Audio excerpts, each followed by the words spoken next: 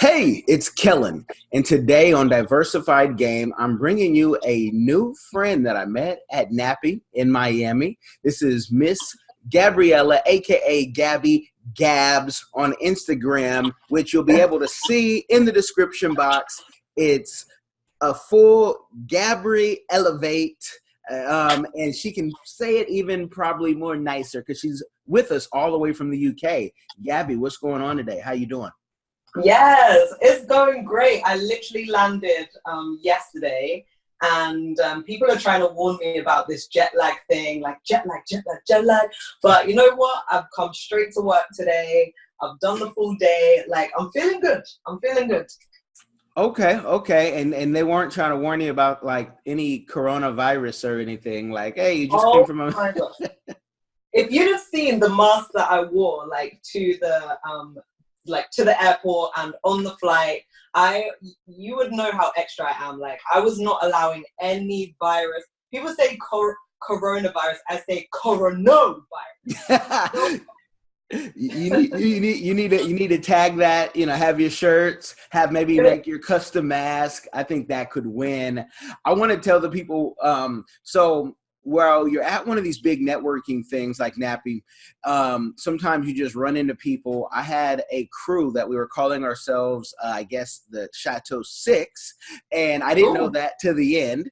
But I'm rolling back. I see the Chateau 6 or 5 talking to this young woman right here that you guys see. I said something, and it was quite like slick of something I said, and she shot it right back to me in a British accent, which I totally love. I love London. I have a London. I have a Sydney too, as I shared with you. But I said, okay, this woman has personality, and we didn't have enough time with the running around to get in the full story. So I want to find out, what were you there at NATPE for? What is your dealings in TV or movies? What's going on with Gabs? Hey, I think that's the question on everybody's lips this year, to be honest with you. What's going on with Gabs? And you know what? I might even name my blog series. You just gave me a new title. Yeah, that's a really interesting question. So first of all, let me clarify that I work strictly in television, not in film. I've been working in television for about 3 years now in like multiple different disciplinaries and just different areas of business. At NATPE, I was lucky enough to be there, and then also at the Real Screen Summit, which was the following week in New Orleans. I was lucky enough at the end of last year to be awarded with a scholarship by the David Lyle Foundation. And what that is basically they awarded it to me and one other person. We applied for it, got voted in by the board of members, and it's basically an opportunity for us as young aspiring television executives to really like get our foot in the door, take a step on the ladder, and any other metaphor that you could possibly think of for just making good progress. And with that, we've been granted a bursary to cover our flights, accommodation, and access into all these international television markets. So the first one I was at NATPE, where I was lucky enough to meet your lovely self, and so many other people as well. Like, it was just an incredible way to meet and mingle with different television professionals and really understand, a bit more about the TV business. Okay, so you work in TV. Is that the 9 to 5 that you do day to day? Yeah, that's right. So Monday to Friday, 10 till 6, actually. I am a production secretary, and also I do some coordination work with the other coordinators in the team.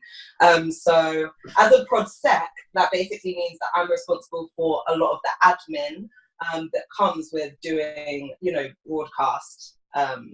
broadcast shoots.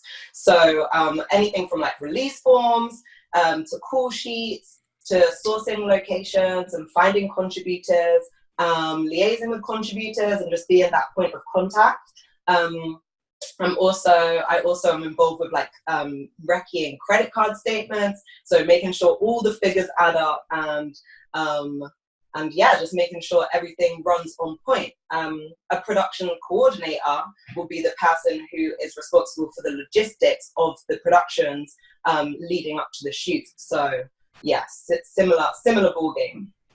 And for those who are listening, I want you to listen very clearly, because you'll say, wait, she does that, but it's the person who does what you're doing right now who next year you find out is an executive or is in some position. So you, in entertainment, you always want to be nice to everyone. I don't care if the person opening the door for you, you want to talk with them, let them know who you are, if you could ever be of service to them, because when you see them sitting like a Charlemagne at the Breakfast Club, where he used to be, other people's flunky as they saw it, and now he has one of the best shows, at least in this country. I don't want to be typical American and say the world, because you know how Americans do. We have World Series, and we didn't even invite the UK to the game.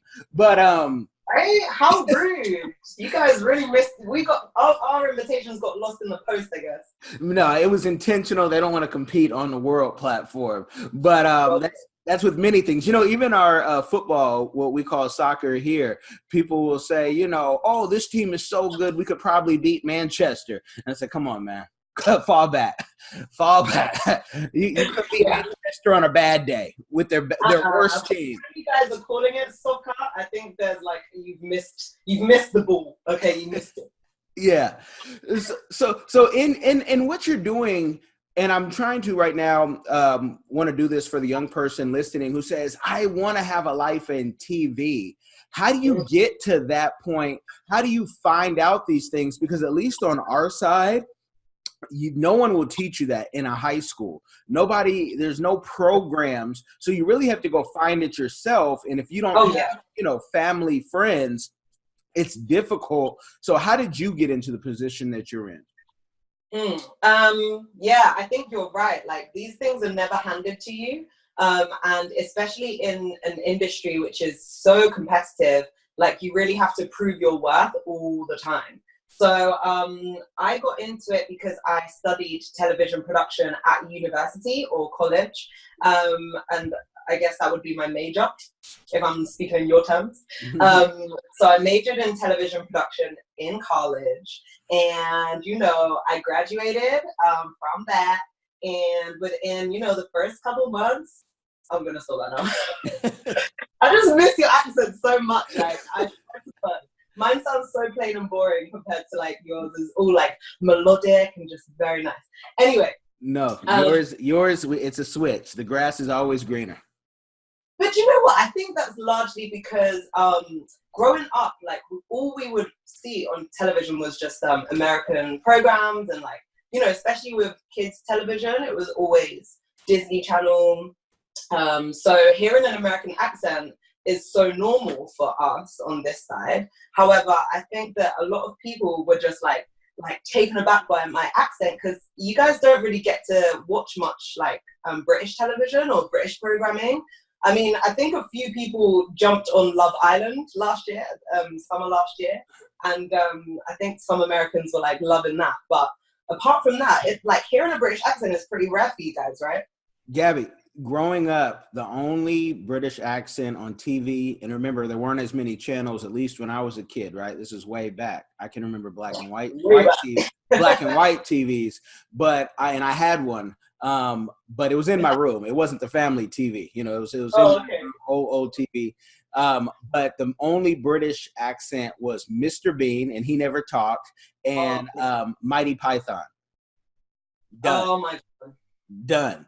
So, so when I go to London, and I went as a very young man, and people would say, oh, American accent. I mean, I had a woman follow me in the bathroom one time while I'm trying to urinate, and she's like, are you American? And I'm like, yes. And I'm feeling like, young Denzel or Morris Chestnut, because you followed me in the latrine and asking me while I'm doing my business, am I an American? So you feel like That's so intrusive. What the hell? Yeah, That but woman, she needs to fix up because honestly, she can't be moving like that. She's moving mad. hold on. That might have took my, confidence. I might feel like I was like 7 feet if I was, feeling 6'2" at the time, which, as you know, I'm not. I was feeling 7 feet, like So Yeah, that's kind of mad. yeah. So it's all good. So you went to university and Right. you did that, but here I'll say, my graduate degree is in mass communication, and I've taught and done different things, but I find that the majority of students who do communication, even if they work at the TV station, Yeah. they weren't able to take the next step, because here Mhm. the next step is you might be homeless, working a job while doing a job that is That's free. what I'm carrying. Yeah. So how did you then get into a position, and what's the process on your side? Mm. So I definitely hear what you're saying about, when you find something that's your passion, but you're starting off as like a junior, or like you're really just completely new to that area of business, like it's not going to necessarily pay your bills. But from the moment that I moved back to London in 2015, I was renting privately, like straight off the bat. So I never did, they did do student accommodation and like where you can stay in halls with a bunch of other students. But then my option was to just go straight into private renting, like in the city. So working for free or working for like no money has literally never been an option to me, because I've always had to support myself and pay my rent and pay my bills. So my first job, when I actually got a job as a music artist manager in like West London, and that was whilst I was just finishing up uni. So in my last year of uni, I was working at this office, and that paid me pretty well. So I knew that from there I was like gonna take another step. But then it was the decision between, do I follow this path into the music industry, or do I follow my degree and start working in television? So after I graduated, there was this scheme, and it's called Mama Youth Project, and it's basically a group of people hire a diverse group of people in order to come and learn about the practicalities of putting together a production. So they basically produce a magazine show for Sky One, and they hire people in order to teach them on the job, and then the aim is that you basically produce the newest series for Sky One. So I did that for a little bit as a trainee researcher, and I felt like that was really going to be my like real foot in the door. It would have been my first television credit and everything like that. However, after some issue or another, maybe a couple issues, they ended up dismissing me. So I didn't even get onto the program in order to start making it. Like, I literally had just done the training. So that was a kick in the teeth for me, I can't lie. But without that, I would never have found my next position, which was for a broadcaster called A&E Networks. And I know you guys have that in the States, right? Yeah. Yep. Yes. So I was working for A&E Networks, and that was like a really good perspective to have as well, because it was broadcast. But the role that I was doing, I was in charge of scheduling the channel. So, whenever you're watching TV, you have like a break for commercials, you have all the graphics that pop up to tell you if it's like a new show. You schedule all the branding of the channel as well. So I was basically in control of that. However, after 8 months doing that, it was just so repetitive. It was just not a creative role, and naturally I'm a very creative person. Just to add in, by the way, at the same time as I was doing this Monday to Friday, on Saturdays I'd be working as a film club tutor. So I would be doing that every single Saturday, teaching children how to make films as well. So I was kind of getting my creative outlet there in teaching children about filmmaking, but at the same time it was just like dry. like this job Monday to Friday was just so dry, and like I just couldn't keep it up. Everyone started to leave on my team as well, so I was just like, no way, like where's my next opportunity? Since I've been in London, I have always made an effort to go to these networking events. I go to networking events, I go to panel talks, I literally just go into all these different events, meet different people, socialize with them, like get to know them, and like, you know, you never know when your next opportunity is going to come and who it's going to come from, like as you kind of mentioned earlier. So I ended up going to this one event. It was called Connect to TV Coaching. Shout out to Georgina Bob. She basically hosted this event, and it was all about like how to be a production coordinator, how to be a PM, a production manager. And after the session, it was super intimate. So I just went up to her, gave her my CV, and I was like, do you have any like hints or tips on, you know, what I should do to improve it? And she just took one look at it. She was like, I have no hints or tips. Like, this is perfect. You don't need to do anything. Just keep doing what you're doing, basically. I was like, okay, like say no more. The next day, I woke up to emails from Facebook messages. Like Georgina was literally like, send me your CV, there's a job. I was like, oh my God. So I just sent it over to her. And that same week, I was invited to come for an interview at my current company. And like by the end of the week, I was hired. So that was like my next step into where I went from being in broadcast, which is one area of the business, and then I took my step into production. So I'm way more involved with the shoots, pre-production, and just learning to be a better coordinator and a better PM. Awesome. And just so you know, your picture went out. I see your picture, the G. Maybe you tap the screen one time, but our YouTube audience will say, what happened? I wanted to see her, you know, her animation, her expression. Okay, there you go. My bad. You should have told me. No, I wasn't going to mess up a great story, because our podcast audience would say, we don't see that. And we're more popular. We're more popular on podcasts, but for those who see you, they're going to want to see you and say, hey, you know, they're going to go to the Instagram. Sorry, guys, I have returned. Yes. I'm sorry about that. No. I love how you told that story, because I think a lot of times people like, you know, who watch from the outside in say, oh, you're so lucky. And they think because you might see TV, be a part of TV, maybe be on TV, that you live some fantasy life, like, you know, TV. Like super glamorous and like super like productive all the time. And, you know, as much as it is, like, there's definitely times when it totally is those things. Like, for example, you know, I would never have thought next year that I would be flown out to America and get to spend 2 weeks in the States and just get to like talk about television for 2 weeks, basically. Like, I would never have thought that was possible. So that aspect, that's like the glamour of it. But, you know, you have to put the work in order to be offered those types of opportunities. Otherwise, people will just not believe in you.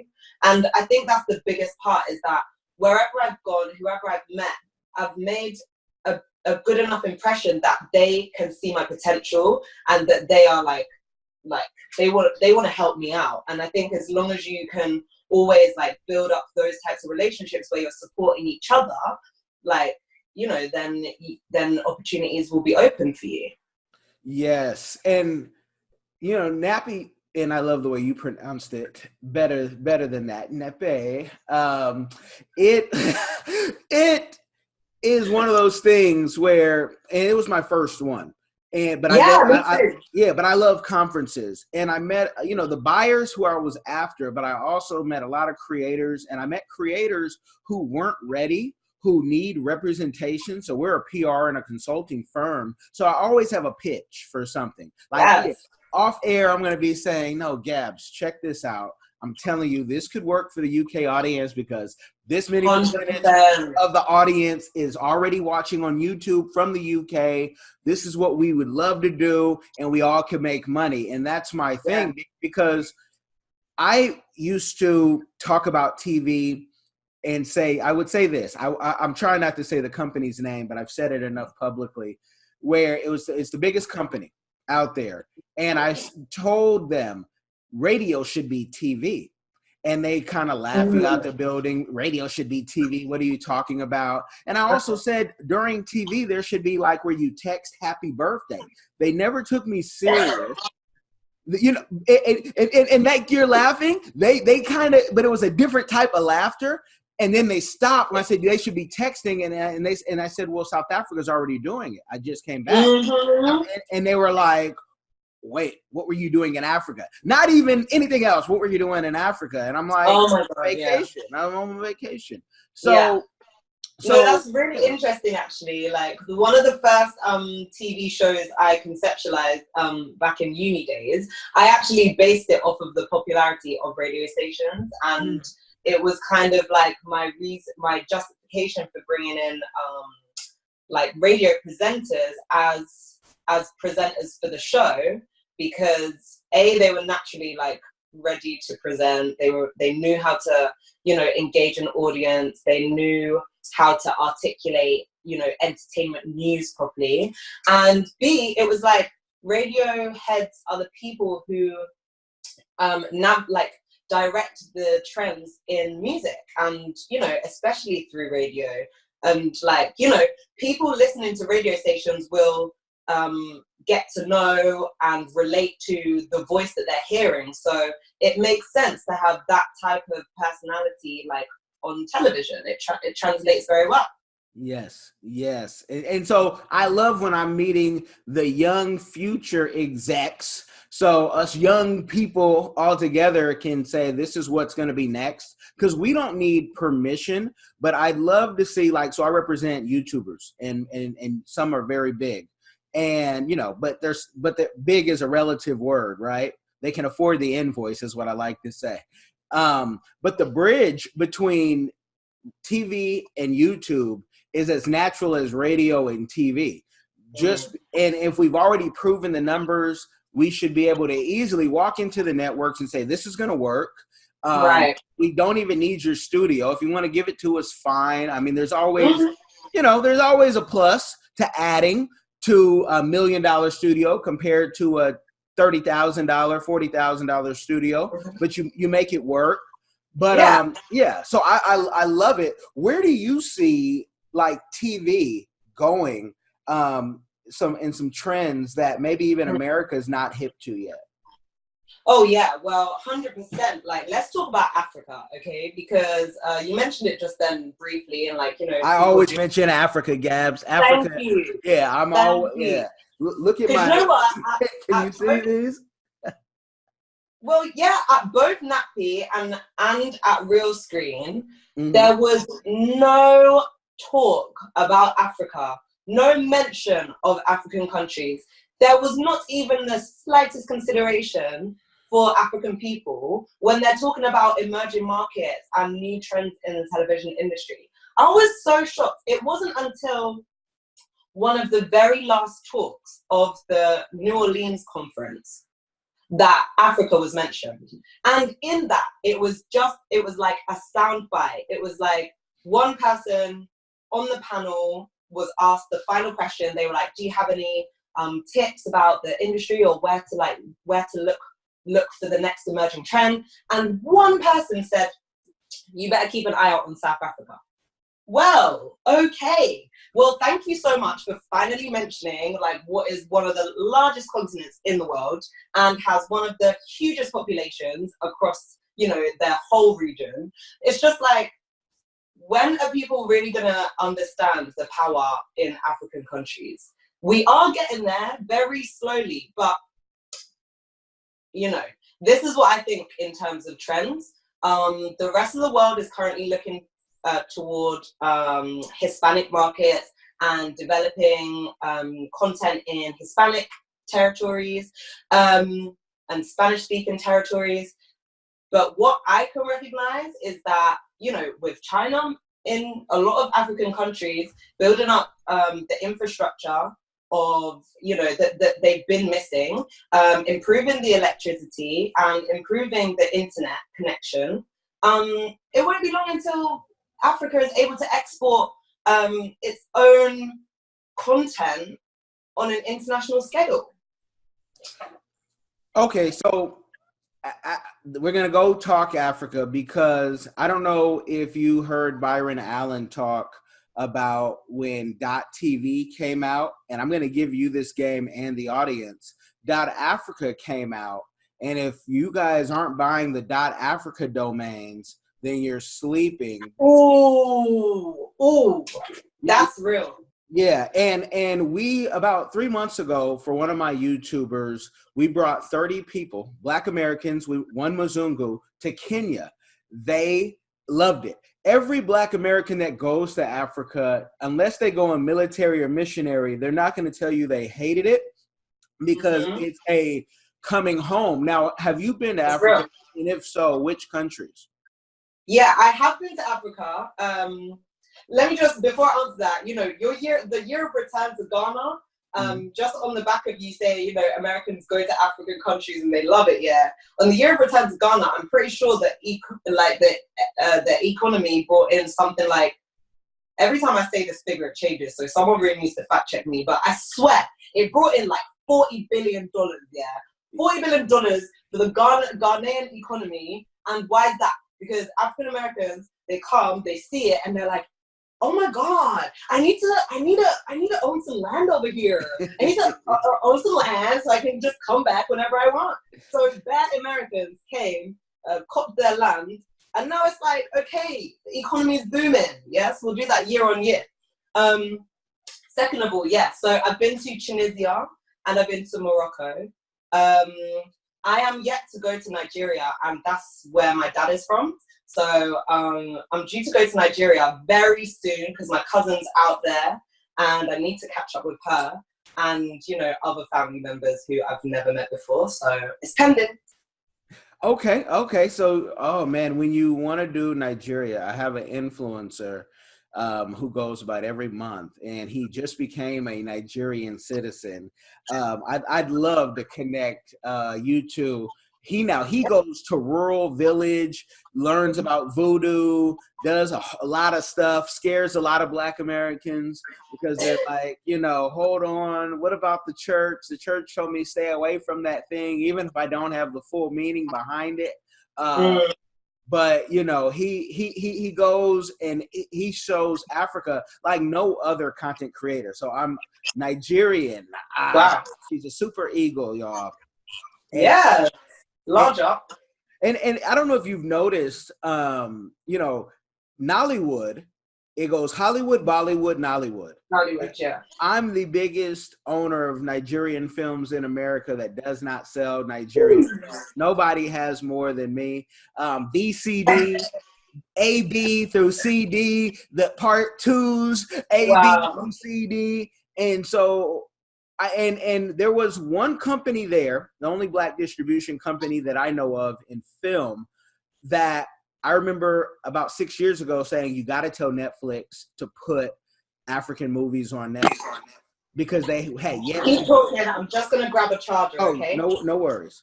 Can you see me? Yeah, I see you. So we'll start right there. So Nollywood is number 3.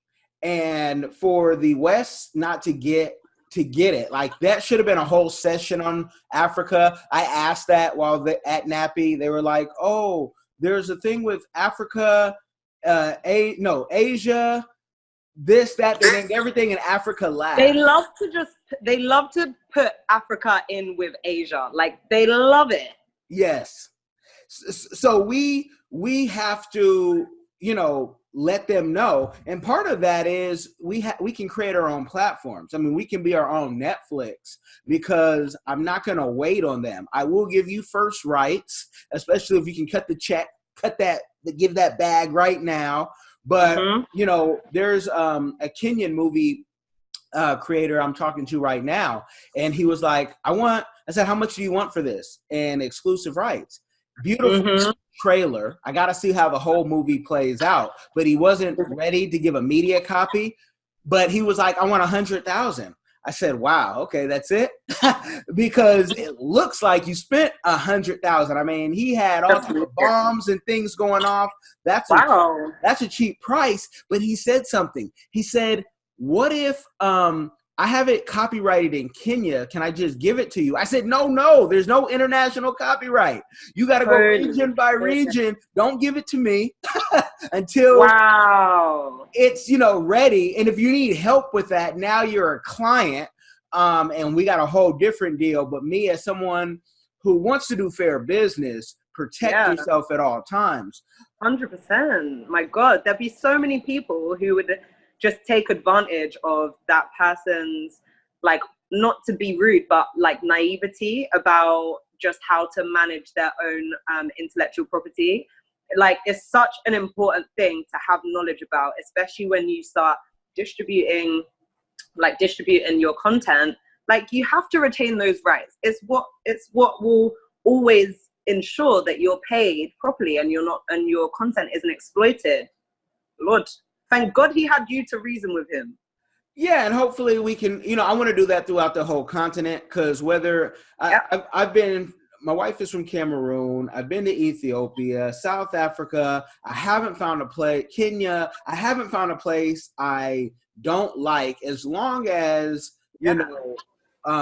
there's not a full-blown war going on, because in Cameroon on certain sides there was a little conflict, but I'm from Oakland, so gunshots, don't bother me. That's an orchestra going off.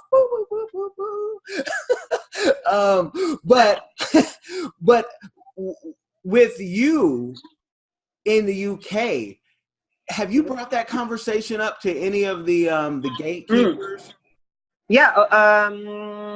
I am due to have those conversations in the next couple of weeks, actually. So I want to talk about two things here.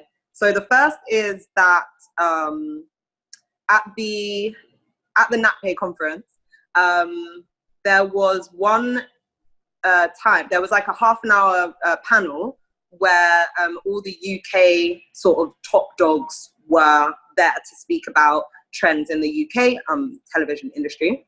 Mm-hmm. So that included like a representative from BritBox, from BBC, from a big production company that also does a lot of commissions for the BBC.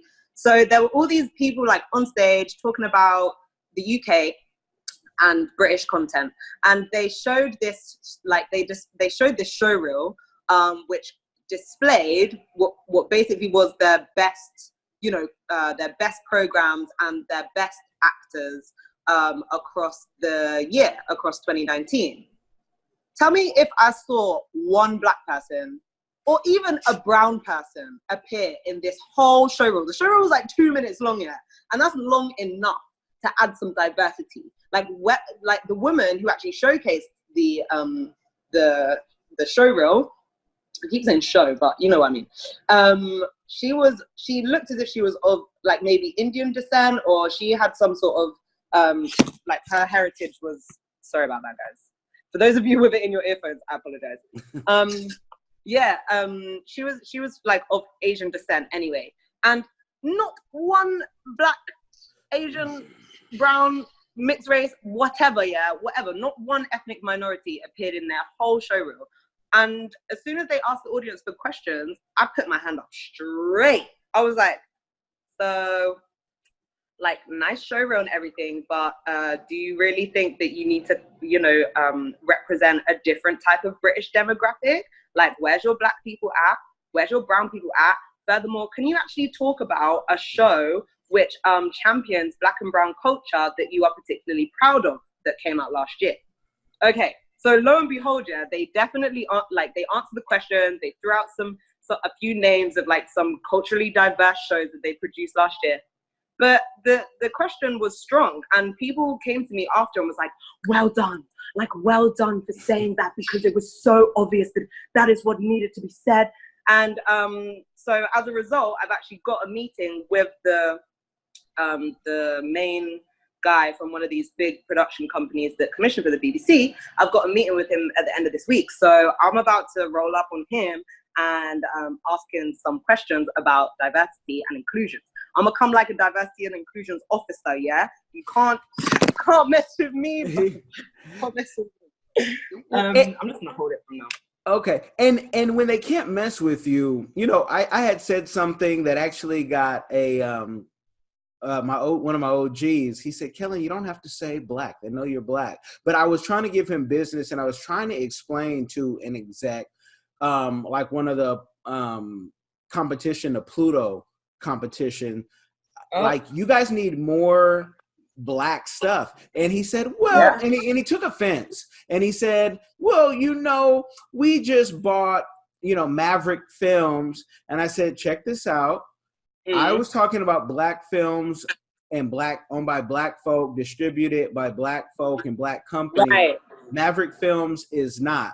I've spoken with that guy. Nothing against him. He takes, I think, almost too much film, but he has a business model that he has the distribution line. He doesn't care sometimes how well the film is, and distribution's not into putting money into your film anyway. And the movie makers he takes bleeding, right? My point to say all that is to say, you thinking that you bought all these, black movies is not necessarily what I'm talking about, because you don't have any black news, and I represent the most watched black news channel on YouTube, and that's what I was trying to pitch. Not just I have all these films, I'm going to put them out. Pluto has so much that it's like, wow, and they're Viacom now, so they can do that. Totally. So when you have that conversation, let them know we're more than just the entertainment side of movies. What about the sports? That's what I'm talking about. Thank you. What about the news? What about the documentary told from our perspective? Not what you guys went to the jungle and said, and I told you Africa is full of wildlife and chimpanzees. No, they're people. Exactly. Like, I'm so glad you said that, because this is my problem slyly with like Nollywood, is that, okay, great. It's people all over the world love the genre, they love the format, they love they love its entertainment value. But when are we going to break out of this trend that, African-centered content has to be comedic, or we have to be making a mockery of the culture in order for it to sell? Like, this is the problem that I have, is that, okay, so our representation is slowly getting better on the mainstream stage. However, it's very condensed to programs that are either entertainment or programs that are music orientated. And as much as, we strive in those areas, we thrive in those areas. But at the same time, like, there's so many other aspects of African culture and of, black experiences, the US and the UK, that we could show, and those are severely underrepresented. So that just brings me on to the relationship, I think, that the UK, that Black British people have with the African continent. And I think this is going to be a particular advantage to us when we do start to launch our own Afrocentric channels, and we do start to launch our own Afrocentric networks with a variety of shows, not just entertainment, is that, a lot of people in the UK, like, we are familiar with our roots. Like, not everybody, obviously, but generally, like, when you meet someone in the UK, you ask them, or they'll ask you also, where are you from? Most people can tell you straight, like, oh, I'm from Nigeria, or I'm from Zimbabwe, or, I'm from Jamaica, or Barbados. Like, we know where our roots are, we know where our heritage is. But that was something that shocked me when I was in New York in 2017, is that a lot of the people that we interacted with, they didn't know where they were from. I saw a girl, and she was so Nigerian, like, you could tell her features. She was gorgeous. She had, like, she had very Nigerian-esque features, okay? And I was telling her this. I was like, girl, you straight Nigerian. And she was like, what? No, I'm from Washington. I was like, what are you talking about? Like, come on. But it's hard. Like, obviously, it's so much harder. The history is different. But yeah, like, I think just knowing your roots, and actually, I'm really impressed. I mean, not impressed to sound patronizing, but I'm, like, taken aback with African Americans newfound determination to connect to their roots and connect to the motherland. Like, I kind of thought it was genuinely not of interest to African Americans to know that side of their story, but turns out, you know, with the year of Return to Ghana being just a catalyst in that, it's just like, wow, you guys really are getting in touch with your roots, and can we do this together? Well, if you do not go make sure your plot is secured in Nigeria, it'll be probably in a decade where you'll have, you know, once Americans, I'm just saying Americans overall, I've seen them even at the football, aka soccer games, not know anything about the sport. By halftime, they're experts. We're going for the first time. We're coming back telling people. So you, if you wait too long, you'll have somebody and they'll start telling you your own grandfather, great grandfather's history. Right. Because, before you know. Yeah, because what you guys are connected, but what it really is the flights have gotten so much cheaper. I have an influencer, the one who goes back, $500. He can find $500 tickets on sites like, yeah. And so he like quit his job after, you know, he got a full YouTube payment. And he was like, if I'm going to get this every month, let me quit my job and I'm going to go back every month. And the only thing stopping him is, you know, he has a child here. And so he needs to, you know, the mother of the child's not going to allow him to do that right now. But he's become a titled man, Prince. Dynasty. He's, you know, he's working on his land and building situation. But but it's because what we're getting that you're not getting is shot in the head by the police while running. You know, when I would go to London, I'd be like, it's going to be safe. Even I would hang out even in Brixton, right, when it was not gentrified, and I'd find my best clothing deals. But I said, wherever I'm at, because I would be in King Cross for the main part.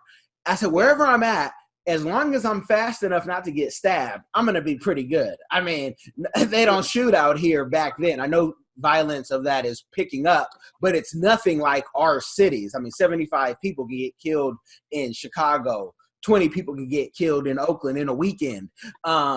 You know, so once we see that, we're like, we need to be there because it's life or death in some cases. So real.